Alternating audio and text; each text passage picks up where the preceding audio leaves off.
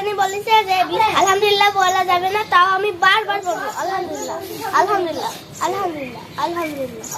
এই সুন্দর ফুল, এই সুন্দর ফল, মিঠা নদীর পানি, খুদা তোমার মেহেরবানি। দেখি আমরা একটা কুল খেয়ে দেখি কেমন মিষ্টি।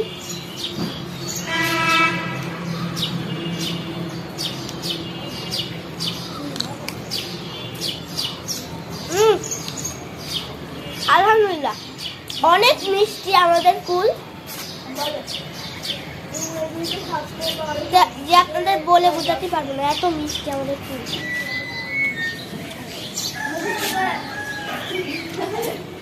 দেখছেন এই ফল অনেক বড় হয়েছে। আসসালামু আলাইকুম দর্শক, আল্লাহ পবিত্র কুরআনে বলেছেন